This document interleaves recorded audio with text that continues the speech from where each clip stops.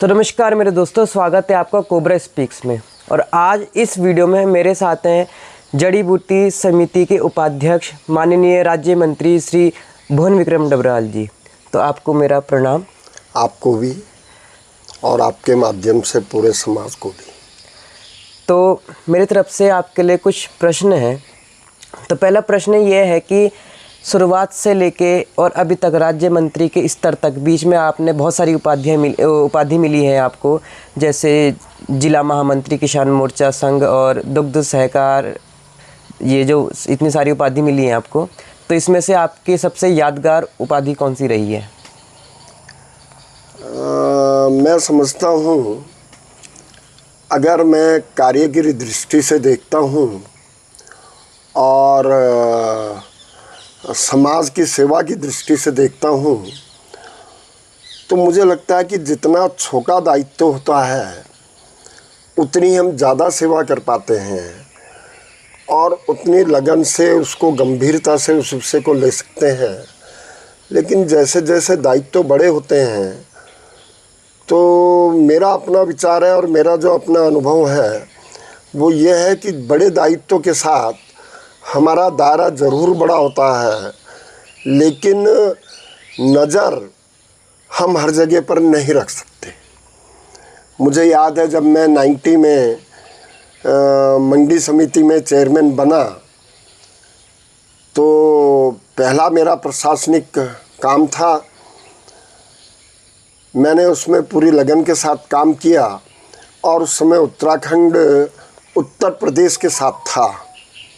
और मुझे इस बात का संतोष है कि मैंने जो कार्य किया सब कार्यकर्ताओं के साथ मिलकर के, बोर्ड के साथ मिलकर के, व्यापारी और किसानों के साथ मिलकर के, उसका परिणाम ये निकला कि एक छोटी सी मंडी विकास नगर की, जिसको कोई जानता नहीं था, उस समय उसका जो वार्षिक टर्नओवर था स्टार्टिंग में शायद 2-3 लाख के लगभग था।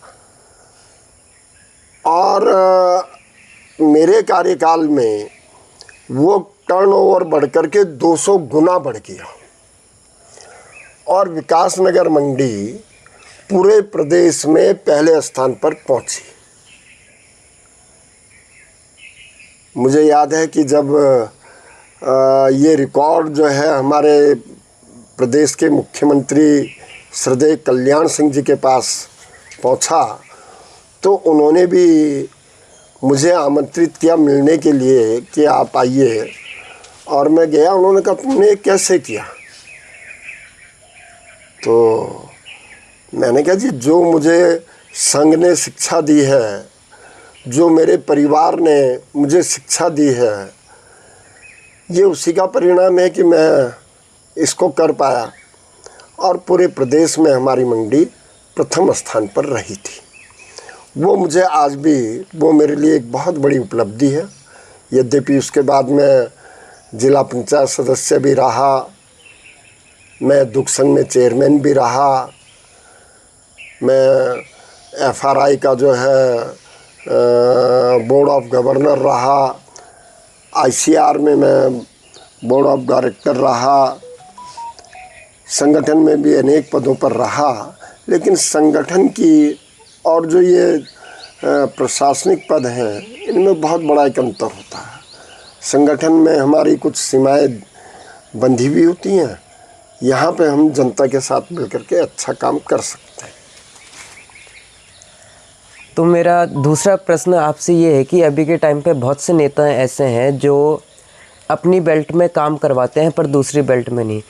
कहने का मतलब ये है कि जहाँ से उन्हें वोट मिला तो वहाँ पे वो काम करवाएंगे, और जहाँ पे उनको वोट नहीं मिला तो वहाँ पे वो काम नहीं करवाते। पर जब चुनाव आने वाले होते हैं तो वो उस बेल्ट में भी काम करवाना शुरू कर देते हैं। तो आपकी इसमें क्या राय है? देखिए, ये तो राजनीति का चरित्र है जी। इसमें मैं किसी पे कोई टिप्पणी नहीं करना चाहूँगा। ये तो एक राजनीति का चरित्र है। लेकिन हमारे यहाँ जो राजनीति को कहा गया था, वो ये कहा था कि निस्वार्थ सेवा का माध्यम। ये जो राजनीति है वो निस्वार्थ सेवा का माध्यम है। लेकिन अब जब वोट की बात आने लगती है राजनीति में, तो फिर यहीं पे गलतियां शुरू हो जाती हैं। व्यक्ति देखता है कि मेरा वोट बैंक कैसा है, क्या है। यद्यपि मैं समझता हूँ यदि हम निस्वार्थ भाव से काम कर रहे हैं तो वोट बैंक हमारा अपने आप बढ़ता चला जाता है। मुझे याद है, मैं जब दुख संघ में चेयरमैन बना का चुनाव लड़ रहा था तो मेरे पास मेरे विरुद्ध में जो वोट थे वो 3 वोट थे और विरोधियों ने नॉमिनेशन की तैयारी कर ली थी 3 वोट क्योंकि उनके पास थे उसके आधार पे। लेकिन उनमें एक कांग्रेसी वोट और था। वो व्यक्ति मेरे पास आया, कहने लगे जी मैं आपको वोट दूंगा। मैंने कहा भाई ऐसा क्या है कि तुम मुझे वोट दोगे?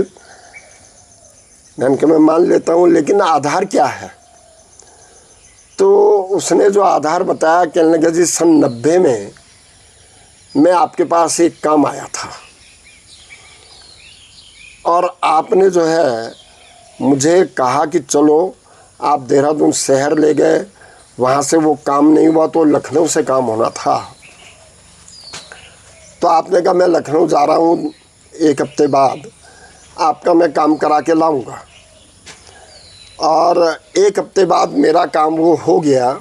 मैंने आपको पैसा देना चाहा तो कहने लगे आपने कहा कि मैं कोई इस तरह का पैसा नहीं लेता, ना मेरे परिवार ने लिया, और ये मेरा फ़र्ज़ है, दायित्व है कि मैं जनता की सेवा करूं, उनके जायज़ कामों को निपटाऊं।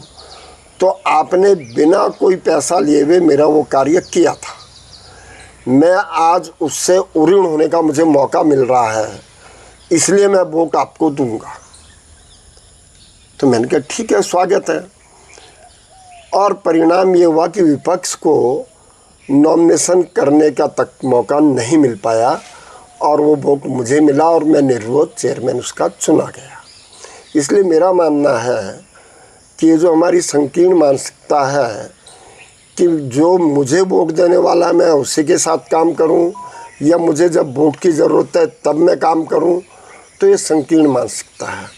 हमें खुले मन से अगर हम समाज का काम करेंगे तो समाज हमारे साथ खड़ा होता है।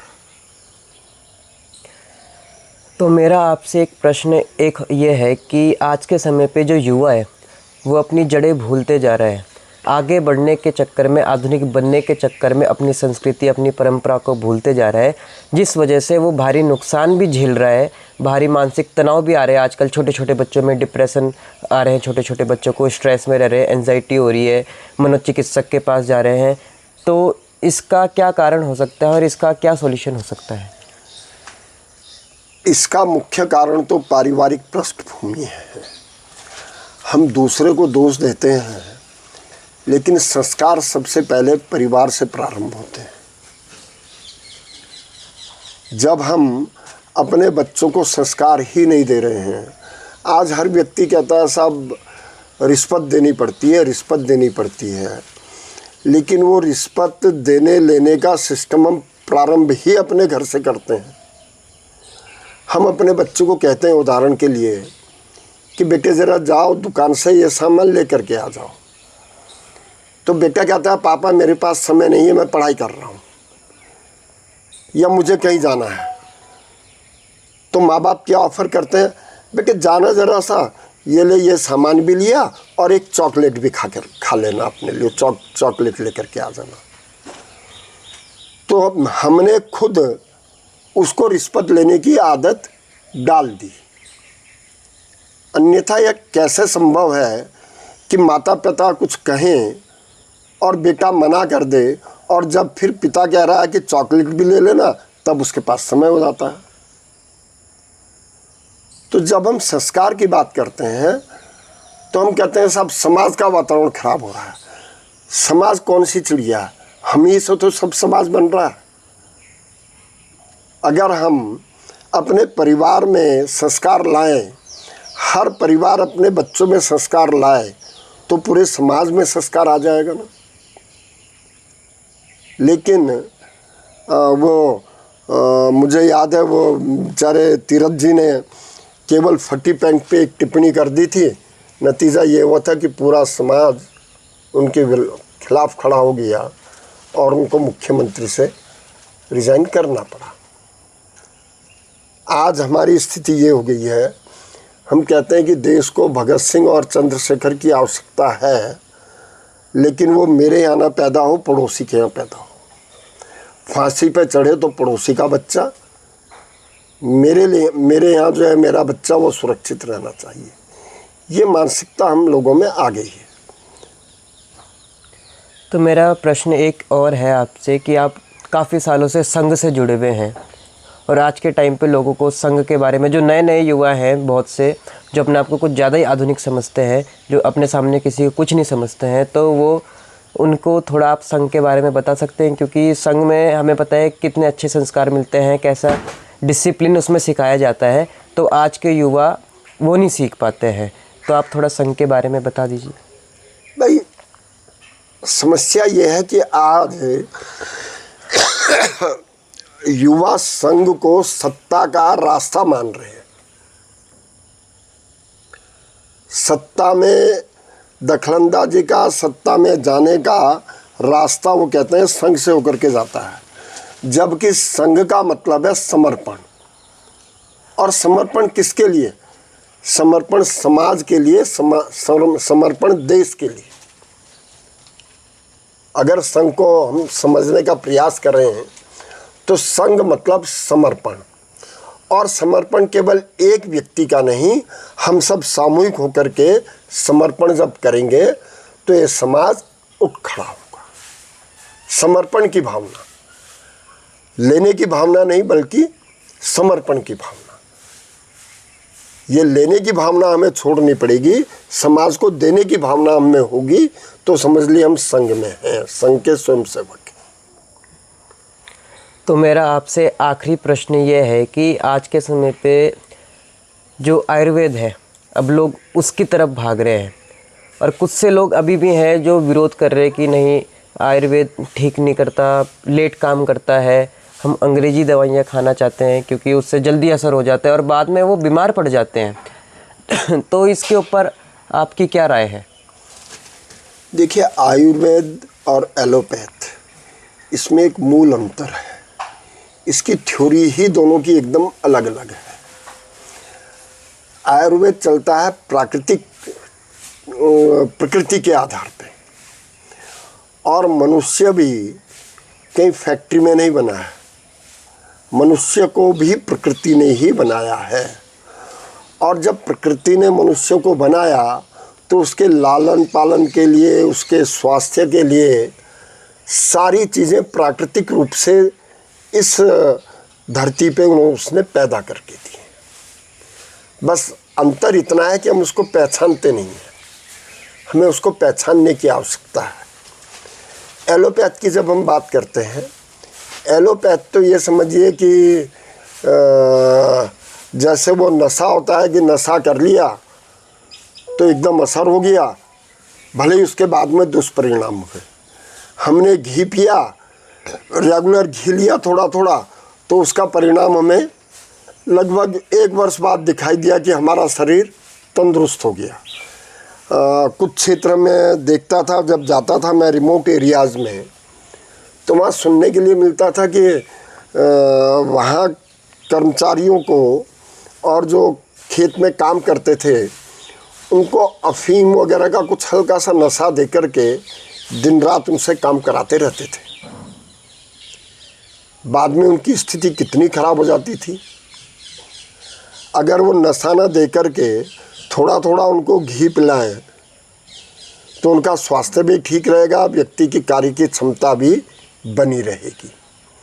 तो आयुर्वेद और एलोपैथ दोनों में ऐसा लगता है, और मैं समझता हूँ वो दिन दूर नहीं है जब व्यक्ति एलोपैथ और आयुर्वेद दोनों को मिलाकर के ट्रीटमेंट लेगा। माना कहीं ऑपरेशन की आवश्यकता पड़ी तो ये बात सही है कि एलोपैथ की आवश्यकता हमें पड़ेगी। हमने तुरंत ऑपरेशन करा लिया, लेकिन उसके साइड इफ़ेक्ट दूर होने हैं, या वो फिर से दोबारा से ना उस तरह की बीमारी हो जाए, उसके लिए फिर वो आयुर्वेद की तरफ जाएगा, ताकि आयुर्वेद की दवाई से वो परमानेंट उसका सॉल्यूशन हो सके। मुझे लगता है कि भविष्य में आयुर्वेद और एलोपैथ दोनों मिला करके आदमी ट्रीटमेंट लेगा। अगर उसको त्वरित आवश्यकता है तो एलोपैथ लेकर के तब आयुर्वेद में जाएगा, और उसको लगता है कि मुझे जो है थोड़ा सा समय है मेरे पास ट्रीटमेंट का, तो वो आयुर्वेदिक ट्रीटमेंट लेगा। ऐसा मेरा मानना है। तो दर्शकों, जैसे कि आपने देखा आज हमारी ये वार्तालाप हुई, और आशा करता हूँ आपको इसमें से कुछ सीखने को मिला होगा, कुछ नया सीखे होंगे। और मैं ये भी आशा करता हूँ कि आपने जो ये सुना तो आप ये अपने जीवन में भी उतारेंगे। तो धन्यवाद, देखते रहिए कोबरा स्पीक्स और बने रहिएगा। धन्यवाद आपका, और सभी दर्शकों का भी धन्यवाद, पूरे समाज का धन्यवाद।